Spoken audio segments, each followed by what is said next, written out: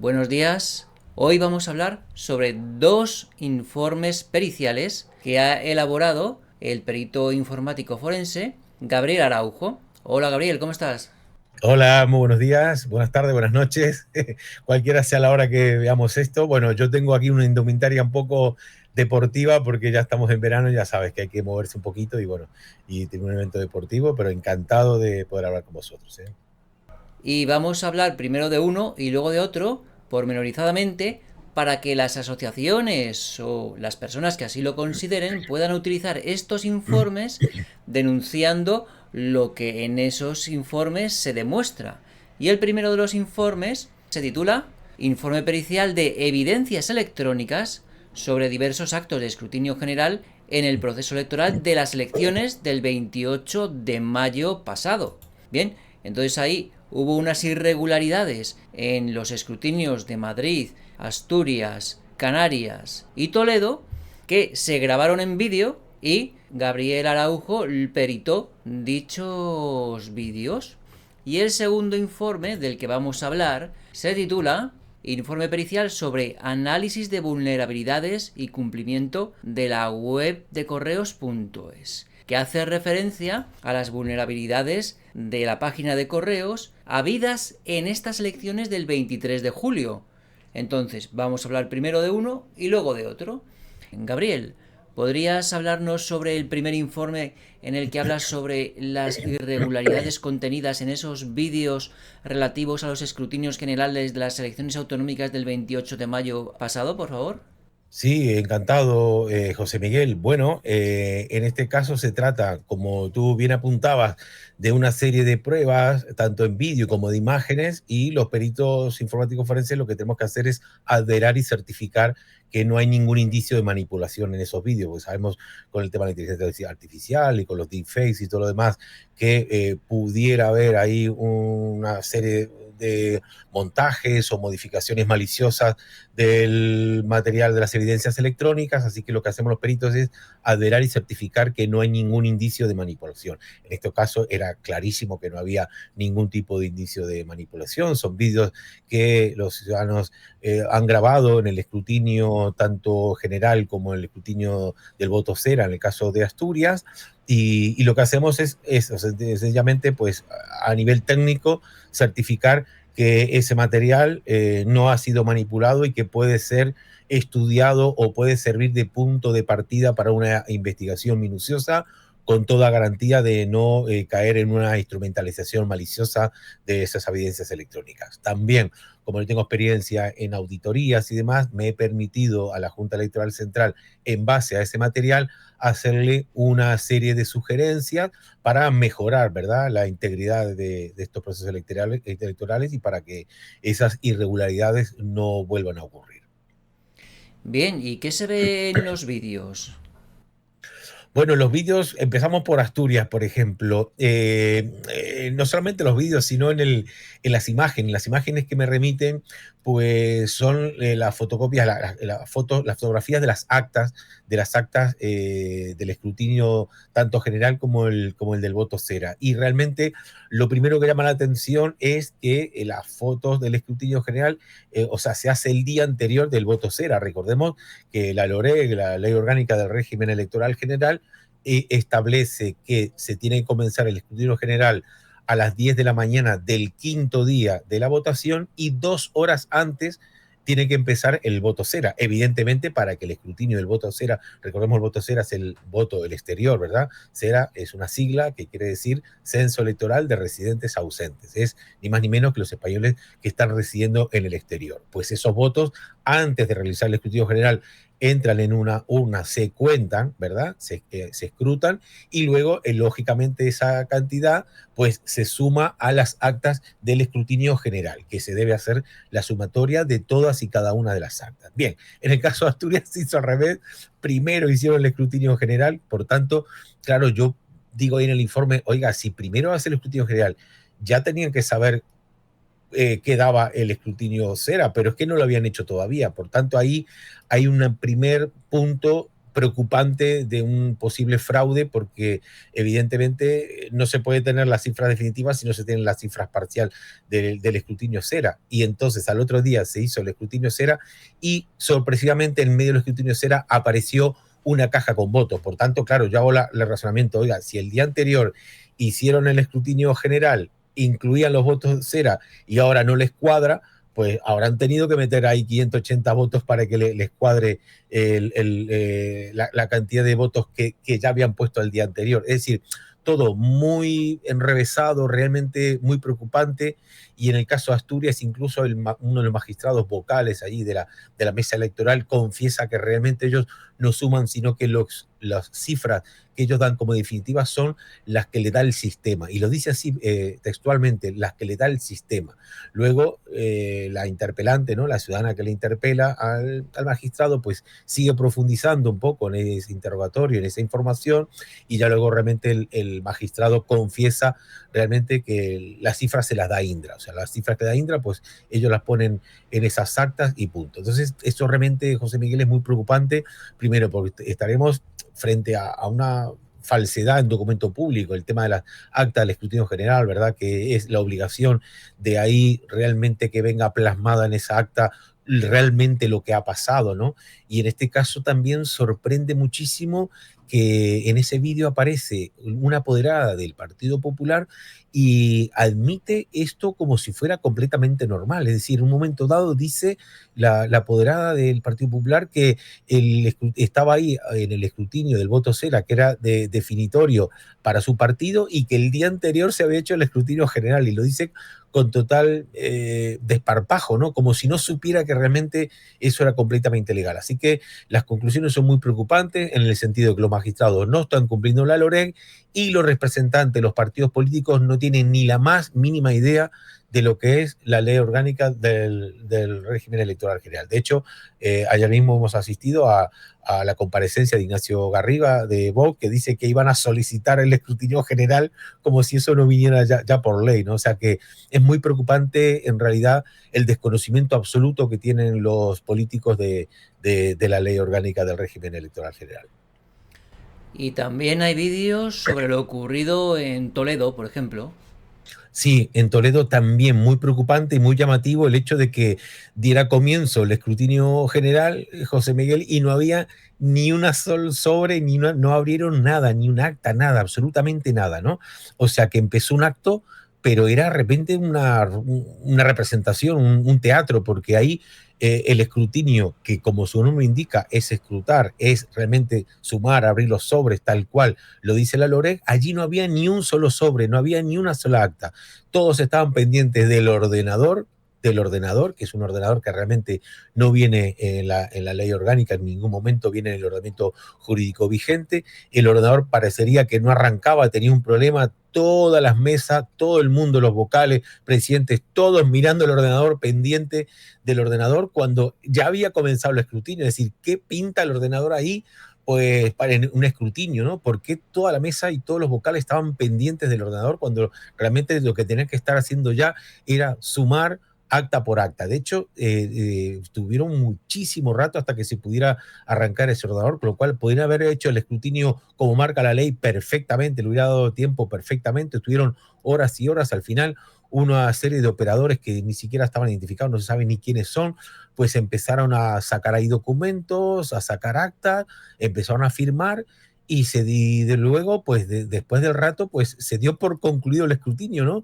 Y entonces había una serie de ciudadanos que protestaron allí, evidentemente, y le recordaron al presidente de la mesa, oiga, aquí no se ha hecho el escrutinio, aquí no se ha sumado las actas, no hemos visto ni una sola acta, ¿cómo es posible esto, no?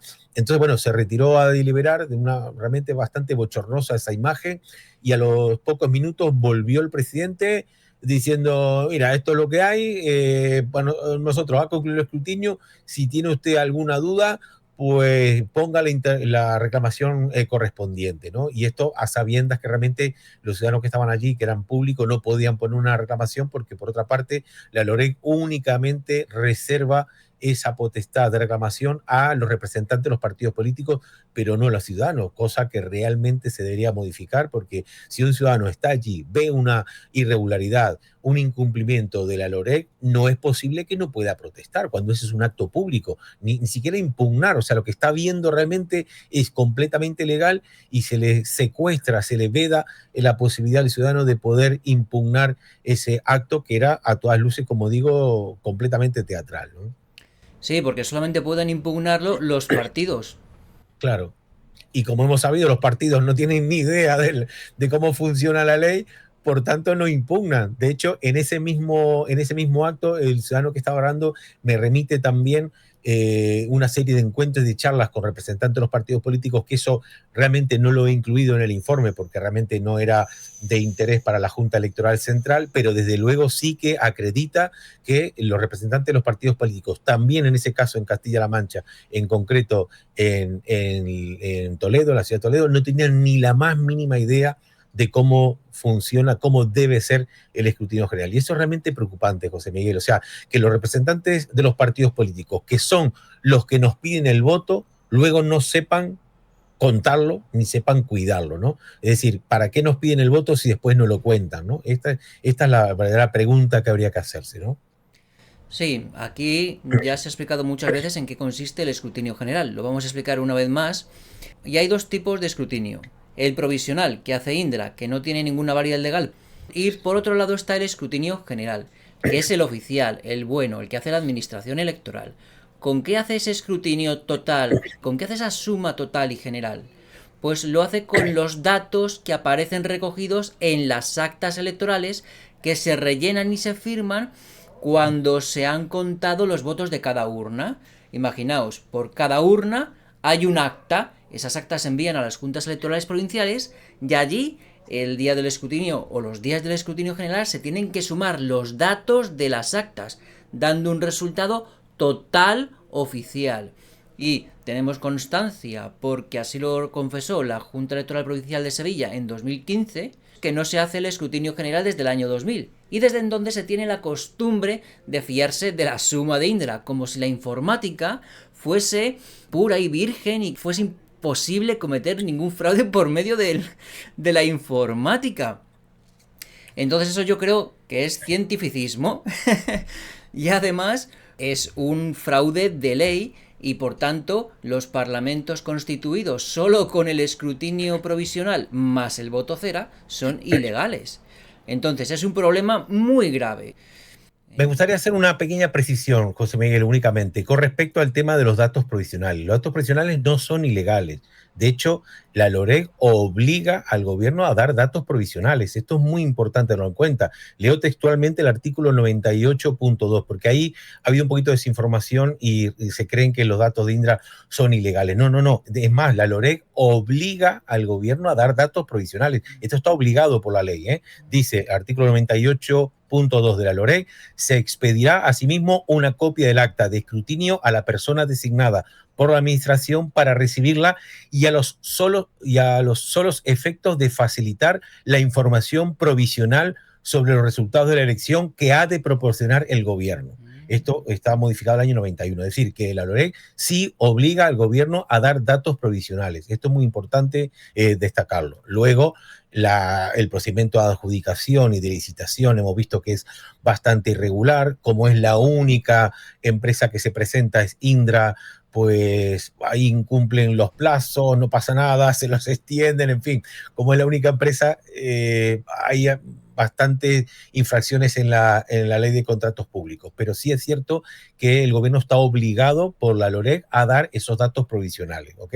Lo que pasa que, como tú muy bien apuntas, y la Junta Electoral Central está cansada de repetir, no son datos avalados por la Junta Electoral Central, son datos netamente orientativos, no son oficiales, mucho cuidado, no son datos oficiales, no están validados por la Junta Electoral Central. De hecho, la Junta Electoral Central ahora mismo entra en la web y no dice absolutamente nada sobre el resultado del 23J porque no lo tiene todavía. Esto, hasta como tú muy bien apuntas, hasta que no se realice el escrutinio general, no vamos a tener los resultados oficiales. Por tanto, es completamente ilegal, eso sí, transformar los datos provisionales en definitivo, sin hacer el escrutinio general. Eso sí es completamente legal y es un fraude electoral y además es un delito grave, apuntado en el artículo 140 de la LOREC, todos esos delitos electorales, ¿no? Bien, y también en el informe pericial aparecen los vídeos tomados en Canarias. Sí, en el caso de Canarias, José Miguel, es también muy sorprendente porque, bueno, hay combinado, hay unos vídeos que me envía el ciudadano que ya le había remitido a un canal de Telegram, en concreto el de Canarias Unida y Despierta, o algo así se llama el canal, que es el de la abogada Cristina Armas, pues ese ciudadano me remite esos vídeos y además otro ciudadano también me remite otros vídeos que, bueno, son más comprometedores y él no quiere saber ni dónde ni cuándo han sido grabados, porque, bueno, le compromete mucho. Entonces, en este caso sí que he intentado mantener el anonimato y hasta ahora lo he logrado con respecto a la anonimización de estos ciudadanos. Sí que es importante, para que no tengan represalias, para que no les persigan la justicia o cosas así, porque hay como unos falsos mitos con respecto a que no se pueda grabar el Ejecutivo General. El Ejecutivo General se puede grabar perfectamente porque es un acto público y además anonimizando cada una de las identidades, porque aquí no se trata ni siquiera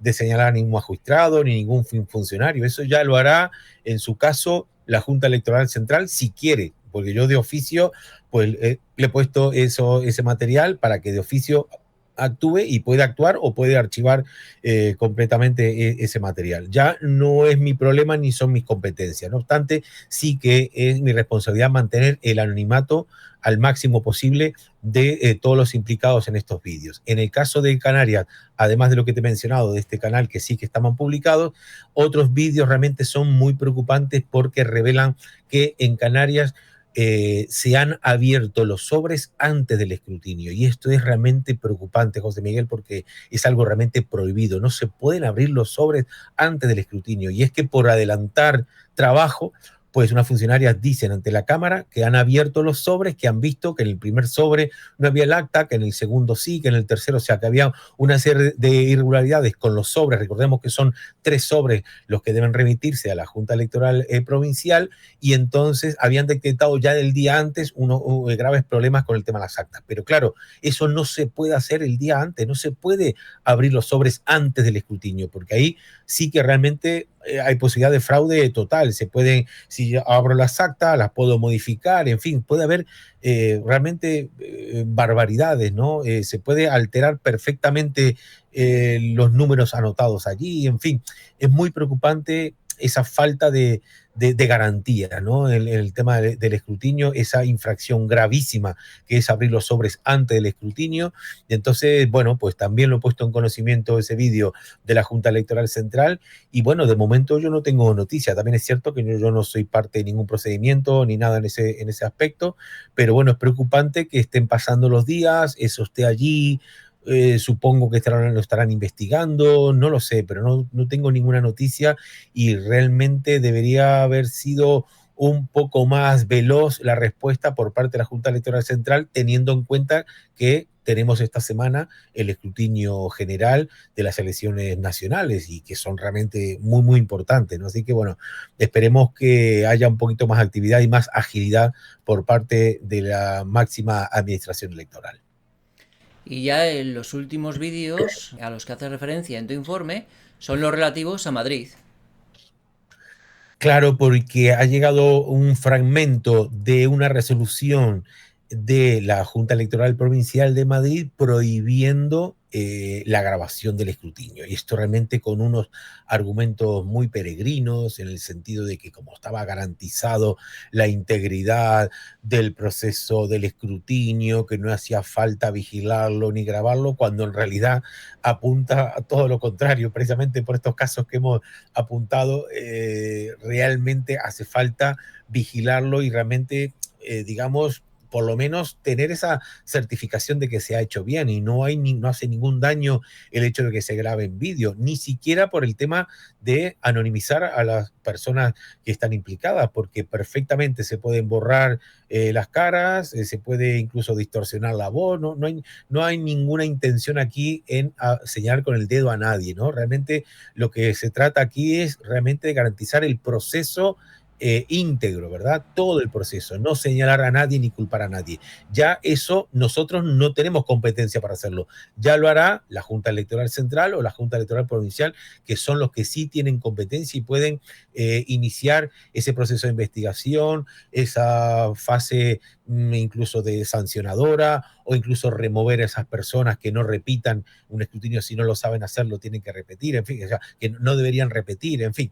Pues todo ese tipo de medidas ya no cae dentro de nuestras competencias, sino que tiene que ser la autoridad electoral, ¿no? Entonces, bueno, era muy peregrino esa excusa para no grabar. Entonces, he citado eso a la Junta Electoral Central diciendo que no habría ningún problema en grabar si se pone, por ejemplo, la cámara de manera cenital, o sea, desde arriba, para que no se grabe la cara de nadie. Y en todo caso, como los funcionarios que están en ese proceso están muy bien pagados y es voluntaria su participación en el escrutinio, quien no quiera ser grabado, que no participe del escrutinio, no hay ningún problema. Es decir, no están obligados como los ciudadanos del domingo, que sí están obligados cuando están designados al escrutinio, no, son funcionarios que se prestan a ello, les pagan muy, muy bien, como es voluntario, les pagan realmente muy bien. En muchos casos los presidentes por encima de 4.300 euros, en el caso de Asturias, y el que menos gana, el funcionario que menos gana el escrutinio, gana 500 euros, con lo cual está muy bien pagado y realmente incluso significa un agravio comparativo con respecto a los 70 euros que le pagan al ciudadano para estar todo el día sin aire acondicionado y pasando muchísimo calor.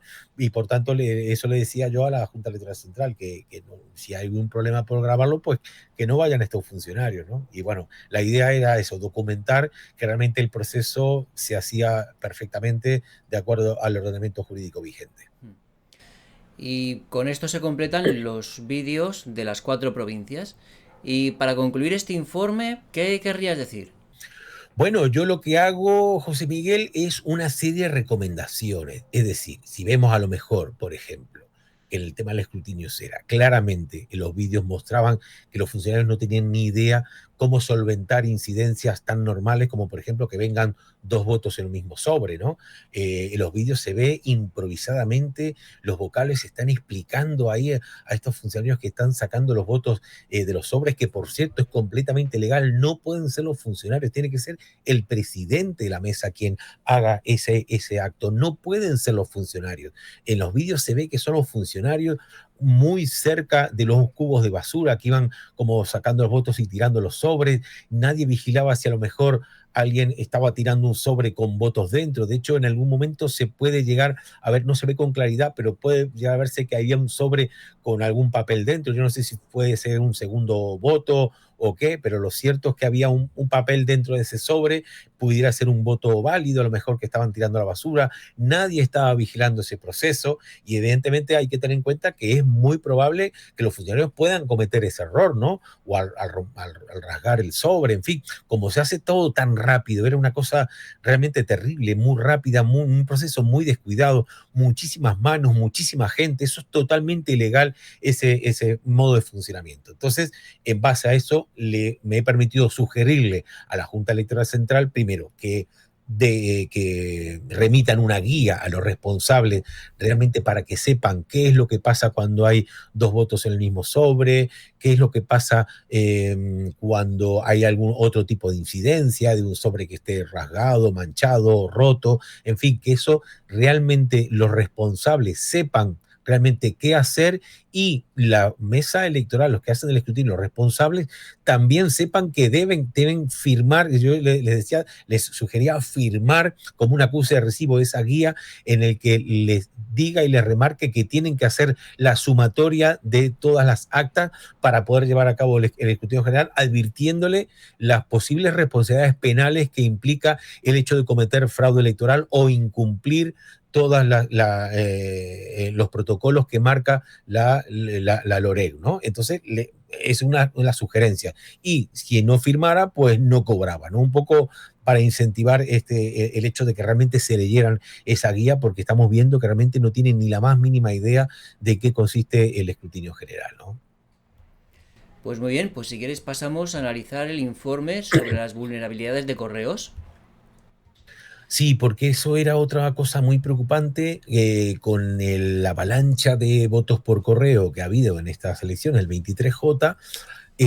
Bueno, realmente mucha gente me estaba preguntando, oye, ¿y esto es seguro? Pero bueno, yo por el volumen de trabajo que he tenido, que por cierto, este primer informe que estamos hablando del 28M, lo presenté muy tarde, a las 3 o las 4 semanas, por el volumen de trabajo particular que yo tengo, ¿no? Y como son informes que realmente hay que repasarlos muy bien, mirarlos muy bien, no equivocarse, hacerlo muy bien, pues la verdad que lleva tiempo, ¿no? En este segundo informe, también en el tema de correos, digo, bueno, voy a mirar a nivel de ciberseguridad en qué condiciones está la web de correos para garantizar realmente un proceso electoral íntegro, transparente y que sobre el cual no se pueda arrojar ninguna sombra de sospecha. Lamentablemente, José Miguel, me he encontrado con que la web de correo es altamente vulnerable, no supera ni el más mínimo estándar de calidad y de seguridad. Tenía 236 vulnerabilidades, que eso es una barbaridad para una web oficial tan delicada como la de gestionar el proceso electoral del voto por correo, que es fundamental, ¿no? En este caso estamos hablando de 2,5 millones de ciudadanos que han pedido más, han pedido 2 millones, más de 2,7 millones ciudadanos han pedido el voto por correo, lo han ejecutado 2,5 millones, casi 2,5 millones, según las cifras oficiales que nos ofreció Correos el pasado sábado, el 22 de julio, y bueno, es muy preocupante constatar esas graves vulnerabilidades que realmente sí que comprometen seriamente la integridad electoral. ¿Por qué? Porque ahí se podían perfectamente no solamente interceptar las contraseñas y los nombres de usuario de cualquier usuario de correo, incluso hasta cuando ponemos el número de localizador de envío para ver si la carta certificada ha llegado o no, hasta ese formulario es vulnerable y se queda con nuestros datos. Es decir, que ciberdelincuentes se podrían quedar con nuestro número de tracking, nuestro número de seguimiento de cualquier envío. Fijaros qué importante es eso, por ejemplo, cuando estamos recibiendo tarjetas de crédito o cosas tan importantes que se remiten a través de correo, que los ciberdelincuentes puedan hacer un seguimiento de ese paquete. Eso realmente es muy preocupante. Luego, también se veía claramente toda la parte electoral completamente expuesta. Estamos hablando de un 22% de la web de correos completamente expuesta a los ciberdelincuentes. Es decir, que yo puedo acceder perfectamente con muy mala intención a esa base de datos de los ciudadanos que estaban ahí registrados con esa voluntad de ejercer el voto por correo y pudiera modificar yo el hecho de haber votado o no. Es decir, puedo o eliminar ese voto y decir que ese ciudadano no ha votado, o puedo hacer que sobres que no han sido enviados, que no han sido todavía recibidos por el ciudadano, que sí hayan votado. Por tanto, se podía perfectamente, no digo que haya ocurrido, sino que sí que se puede alterar seriamente los resultados electorales a través del voto por correo por culpa de estas vulnerabilidades. Y lo que es peor, José Miguel, nadie se daría cuenta. Tengo entendido que las leyes internacionales a las que está obligado el Estado español obligan a que el voto sea seguro. Y claro, al no cumplirse los estándares de seguridad y tener tantas vulnerabilidades, ¿estas elecciones no serían válidas? Bueno, por lo menos en lo que respecta al tema del voto por correo, de hecho tengo que decir que yo he estado abogando por la suspensión de las elecciones hasta tanto no se solucionen estas vulnerabilidades. Yo lo que en muchas intervenciones que he hecho en diferentes medios, lo que proponía era la suspensión de las elecciones hasta tanto no se solucionaran y se segurizaran estas conexiones a través del voto por correo. Quienes hayan votado, yo proponía perfectamente, eso se conserva el voto, es válido, lo que hayan votado también o el voto será también, pero todo ese proceso pendiente con respecto al tema del voto por correo, suspenderlo, o sea, paralizarlo hasta tanto no se segurice esa web y que sea plenamente garantista, porque vuelvo a decir, perfectamente pueden ser manipulables las elecciones a través de esa vulnerabilidad del voto por correo. Te pongo un ejemplo muy claro. Yo soy el ciberdelincuente, veo esas vulnerabilidades, puedo acceder a la base de datos, puedo acceder a la tabla en donde están todos los ciudadanos que han solicitado ese voto por correo. Yo perfectamente puedo decir, bueno, faltan 500,000 de ciudadanos que todavía no les ha llegado la documentación porque se han ido de vacaciones, no han venido a buscar con el volante de correos, no lo han venido a buscar, pues llega y digo, vengo, 500,000 que no hay, pues este 500,000 voy a marcar en las tablas que sí han votado, y acto seguido, como yo tengo en correos y tengo un compinche dentro, le digo, búscame todos estos ciudadanos y a todos estos le metes la papeleta del PP o la papeleta del PSOE, o la de Sumar o la de Vox. O sea, puedo meterle la papeleta que yo quiera desde fuera. Y esos votos serían válidos porque acto seguido, como está en la tabla que han votado, ese sobre con esa papeleta es válida, se introduce dentro del sistema y ya sería considerado un voto válido. Tú fíjate, José Miguel, qué fácil sería. Y luego, lo más importante, nadie se daría cuenta, ni eso dejaría rastro, porque se hace externamente, desde fuera. Si fuera desde dentro del sistema, sí que deja rastro, porque hay que loguearse, hay que introducir un usuario, una contraseña, todos los funcionarios se pueden monitorizar perfectamente lo que hacen desde dentro del sistema, pero no desde fuera. No desde fuera. Y este es el problema, que queriendo modificar es el sentido del voto, se podría hacer perfectamente y nadie se daría cuenta. ¿Y cómo concluyes este informe pericial? Bueno, concluyo, además de las vulnerabilidades a nivel técnico, a nivel de ciberseguridad, conectando esas vulnerabilidades con lo que respecta a la ley de protección de datos, a esas vulnerabilidades que significa en la ley de protección de datos, porque no se garantiza la integridad de los datos, tanto electorales, es decir, eso ya es óbice para realmente suspender las elecciones, porque al exponerse esa gran cantidad de información, recordemos lo que dice la Estrategia de Seguridad Nacional, que cuando realmente están comprometidos los datos electorales hay que paralizar todos los procesos. Eso lo dice textualmente. Por eso yo pedí la suspensión, para que se paralice ese proceso, para que se pueda poner remedio a todas esas vulnerabilidades. Es decir, que lamentablemente, con respecto al GDPR, que es el Reglamento de Protección de Datos a nivel europeo, directamente conectado con los procesos electorales, cuando hay tantos incumplimientos, y en ese caso del Reglamento de Protección de Datos había 234 incumplimientos, es decir,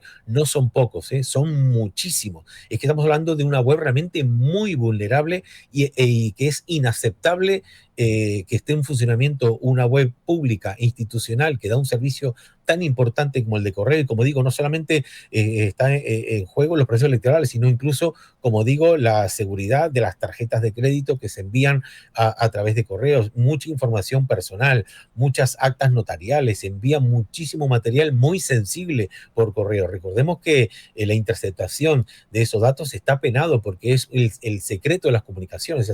Realmente Correos está obligado al secreto de las comunicaciones, y en este caso el secreto de comunicación está completamente en entredicho, en este caso por esa gran exposición de esos datos sensibles en manos de ciberdelincuentes. Lo hemos visto el 23J, esa noche electoral, la cantidad de ciberataques que sufrió la web del Ministerio del Interior, la del INE, la de la Junta Electoral Central, y fueron con éxito, y fueron realmente ciberataques, digamos, muy inocentes, en el sentido de hacer un ataque de DOS, que es de petición de solicitudes, y tumbar la web y punto. O sea, no eran ataques elaborados, no había realmente un Estado detrás para intentar interferir en las elecciones. Pero el gran problema, José Miguel, es que quien lo quiera hacer, lo puede hacer. Este es el problema, que quien quiera alterar los resultados electorales en España puede hacerlo. ¿Y de qué manera una asociación o un partido o un particular puede utilizar estos informes que tú has elaborado para poner alguna denuncia pidiendo, por ejemplo, la anulación de las elecciones del 23J o las del 28 de mayo? Bueno, realmente en este caso, bueno, digamos, estas argumentaciones son accesorias, es decir, no solamente por el hecho de tener la web de correos esa vulnerabilidad, haya que directamente anular las elecciones, es decir, habría que demostrar que en realidad esta alteración sí se ha hecho, ¿no? Es decir, que por supuesto, de mi parte, completamente mi colaboración con ciudadanos, con asociaciones, con todo el mundo que quiera utilizar estos informes, por supuestísimo. Por demás, el primero de ellos se hizo público, se ha filtrado, no sé de qué manera. El segundo no se ha filtrado, pero el primero sí. Entonces, bueno, ya que es público, pues yo no voy a impedir su uso, sobre todo porque realmente la intencionalidad que tiene es la de garantizar precisamente el proceso electoral, y eso, como yo como profesional estoy interesado, pero como ciudadano evidentemente sí, ¿no? O sea, sí que me gustaría que realmente se segurice y se garantice la integridad del proceso electoral. Así que, por supuestísimo, mi autorización desde ya a todo aquel que quiera utilizar este informe. Hace falta, como digo, realmente argumentarlo jurídicamente, complementarlo con otras cuestiones, como hemos sabido, por ejemplo, de ayer, esa sanción al secretario de Estado de Memoria Democrática por falta de neutralidad también en el proceso electoral.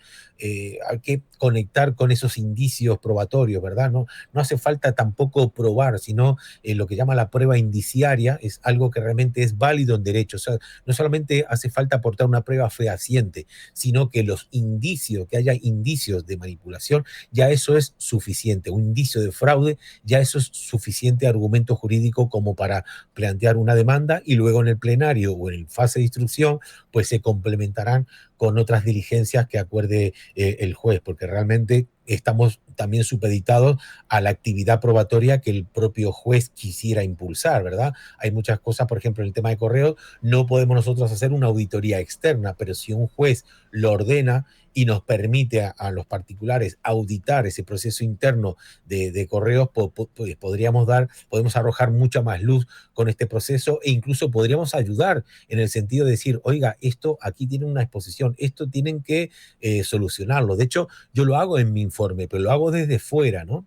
Hago lo que llama un pen test, un test de penetración de black box, o sea, sin acceder, digamos, a la parte, a la estructura interna. Pero desde dentro, evidentemente, de dentro del sistema se puede hacer una auditoría mucho más garantista, podemos ayudar realmente a correos, porque esa es también la función que tenemos los profesionales de la ciberseguridad, ayudar siempre a las instituciones a segurizar todas sus conexiones, a ser realmente garantista de toda su infraestructura, y me encantaría poder desde dentro de correos ayudarles y decir, oiga, esto tienen que solucionarlo, esto tienen que cambiarlo, aquí, o sea, ver todos estos fallos y ayudar a remediarlos, ¿no? Pues muchísimas gracias, Gabriel. Y ya para terminar, ¿qué querrías decir? Bueno, he dicho mucho. ¿Te ha parecido poco, José Miguel? He hablado muchísimo. No has tú hablado casi nada, ¿eh? Pero bueno, bueno, lo que tengo que decir realmente es, bueno, agradecer por supuesto a la plataforma de Elecciones Transparentes, que está haciendo un gran trabajo desde hace muchísimos años. Nosotros somos los recién llegados en este tema y bueno, intentamos ayudar, y realmente nos enamora esas ganas, ¿no?, de garantizar esos procesos electorales. Realmente es muy estimulante ver que asociaciones como las vuestras y tantas otras están desde su pequeñez, desde su sencillez, de su humildad, pero están haciendo una gran tarea de concientización. Este año sí se está viendo que realmente hay mucha concientización, mucha concienciación con respecto a la garantía del deber y la necesidad de garantizar estos procesos electorales. Eso desde luego ha sido gracias a vuestra tarea, que de hace años estáis con ese trabajo de la hormiguita, un vídeo, una canción, un texto, una publicación, en fin, eso ayuda realmente a que la gente pueda asimilar que esto realmente es algo muy importante, que afecta a nuestro presente y nuestro futuro de manera drástica, evidentemente. Y bueno, yo llamo, por supuesto, a asistir al escrutinio general, que recordemos, se realiza al quinto día, por tanto, si es el 23J, es el 28 de julio a las 10 de la mañana, según marca la LOREG, el momento en que se inicia el escrutinio general. Hay que ir mucho antes para hacer cola, y también porque también le dice la ley que 2 horas antes, o sea, a las 8 de la mañana, se introducen esos votos cera, el voto del exterior, se introducen en la urna, como había apuntado al inicio de esta transmisión. Así que bueno, ir muy tempranito, por lo menos a las 8 de la mañana, o sea, como máximo a las 8 de la mañana, ir a cada una de las juntas electorales provinciales. Yo sugeriría que además de la Junta Electoral Central, que viene en todas las direcciones, te haría muy bien, José Miguel, que lo pongáis vosotros también en vuestra web, para que la gente pueda consultar los horarios y constatar realmente hora y día en los cuales se van a hacer este escrutinio, porque tengo entendido, me están diciendo que en Madrid incluso se va a hacer el voto cera el día anterior. Eso no lo dice la ley, y esto realmente es bastante preocupante, cómo se saltan la ley con respecto al tema de los días y las fechas. No sé por qué, a lo mejor hay muchas intenciones también de que realmente el público no acuda. Esto realmente sería muy preocupante. Por tanto, realmente informar a la ciudadanía cuáles son esas fechas, esas horas exactas y esos lugares. Estaría muy bien que la plataforma de elecciones transparentes informe paralelamente a como lo hacen ya pues la web como del INE, la Junta Electoral Central y demás, ¿no? Estar muy pendiente de eso. Pues muchas gracias, Gabriel. ¿Y dónde te pueden encontrar los espectadores si quieren comunicarse contigo? Bueno, yo tengo una web que se llama ciberpro.es. Bueno, ahí realmente lo tengo todo con inteligencia artificial, porque yo hace muchísimos años que utilizo la inteligencia artificial, hace años que esa web está autopublicada por la inteligencia artificial.